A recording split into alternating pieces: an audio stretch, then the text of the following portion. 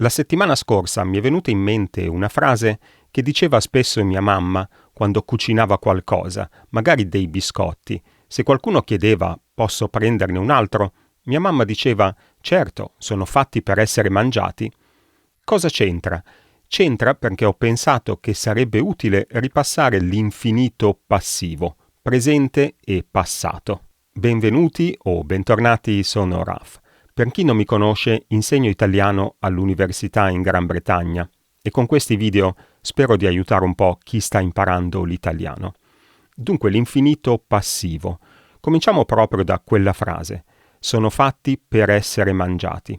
L'infinito passivo in questa frase è essere mangiati. Perché si usa?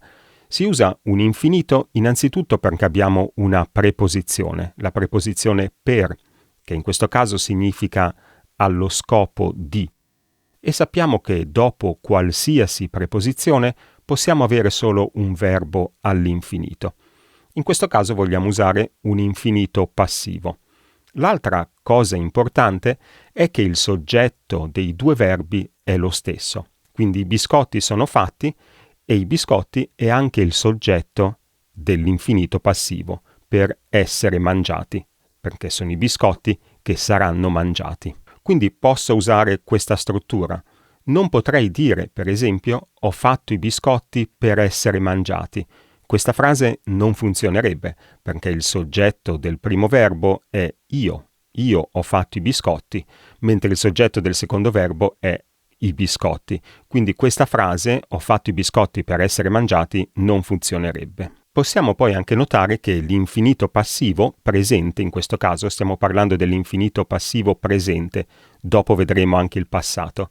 L'infinito passivo, dicevo, si forma con l'infinito dell'ausiliare, in questo caso abbiamo usato essere, e poi il participio passato, ma vedremo che ci sono altre possibilità. Vediamo quindi alcuni esempi con l'infinito passivo presente. Il capo del drappello si accorse di essere guardato. Un drappello è un gruppo di uomini. In questo caso il soggetto del primo verbo si accorse è il capo del drappello, che è anche il soggetto del secondo verbo, di essere guardato. Infinito passivo presente con l'ausiliare essere. L'idea che si possa fare qualcosa senza essere visti da nessuno. Perché è interessante questo esempio? Perché, a differenza degli esempi precedenti, qui abbiamo una costruzione impersonale. Si possa fare qualcosa. Quindi quel sì è un sì impersonale. E quindi anche il soggetto dell'infinito passivo sarà un soggetto impersonale. Essere visti da nessuno.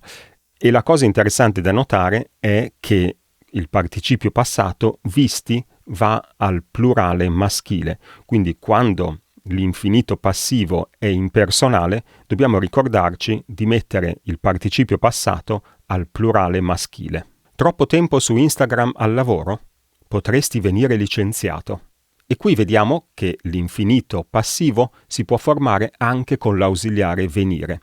Il principio è lo stesso, quindi infinito presente dell'ausiliare, venire, seguito dal participio passato del verbo, venire licenziato. E l'ultimo esempio sull'infinito presente mette assieme due punti che abbiamo già visto. Non hanno voluto neppure avvicinarsi, dicevano che era un rischio inutile, che si poteva venire travolti. Qui abbiamo una costruzione impersonale, con il sì impersonale, e poi abbiamo l'ausiliare venire che abbiamo appena visto. Quindi si poteva venire travolti e, come abbiamo visto prima, il participio passato è al plurale maschile, travolti. Passiamo all'infinito passato passivo. Sappiamo che normalmente l'infinito passato si forma con l'infinito presente dell'ausiliare seguito dal participio passato del verbo.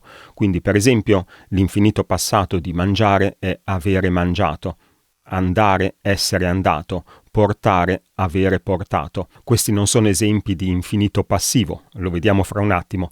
Questi sono semplicemente esempi di infinito passato. Con i verbi al passivo sappiamo che tutta l'informazione sul tempo del verbo è contenuta nell'ausiliare. Quindi, Cosa dobbiamo fare? Dobbiamo prendere l'infinito passato dell'ausiliare, cioè del verbo essere, e poi aggiungere il participio passato del verbo. L'infinito passato del verbo essere è essere stato. E quindi l'infinito passato passivo, per esempio, di portare è essere stato portato, costruire, essere stato costruito, scrivere, essere stato scritto, e così via. Si può usare l'ausiliare venire per formare l'infinito passato passivo? Non si può usare. Non si può usare perché l'ausiliare venire si può usare solo per i tempi semplici. L'infinito passato è un tempo composto, quindi l'infinito passato passivo avrà sempre come ausiliare il verbo essere. L'infinito passato si usa quando l'azione espressa dal verbo all'infinito viene prima dell'azione espressa dal verbo principale. Vediamo alcuni esempi che chiariscono tutto. Il cardinale nega di essere stato informato del pagamento di 200.000 euro. Il soggetto dei due verbi è lo stesso, il cardinale, e il cardinale nega, nel presente, di essere stato informato a un certo punto nel passato. Quindi questa azione viene prima dell'azione di negare. Caso Moro. Il mio romanzo in libreria 35 anni dopo essere stato scritto. Qui qualcuno potrebbe pensare, ma dov'è il primo verbo?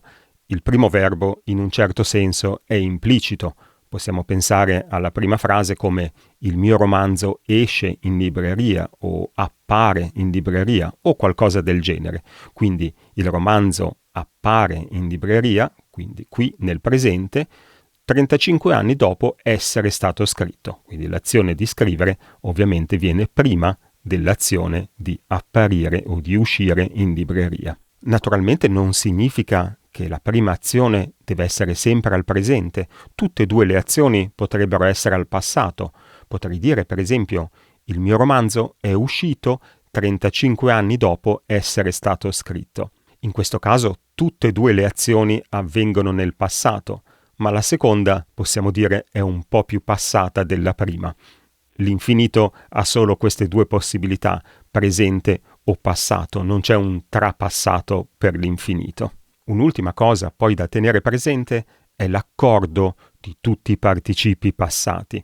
Se invece del romanzo avessimo una lettera, dovremmo dire la lettera è uscita 35 anni dopo essere stata scritta, quindi due participi passati che si accordano, il participio passato di essere, dell'ausiliare, e poi il participio passato del nostro verbo principale, in questo caso scrivere. Grazie a tutti per avermi seguito fin qui, se ti è piaciuto il video lasciami un bel pollicione e ci vediamo nel prossimo video. Ciao!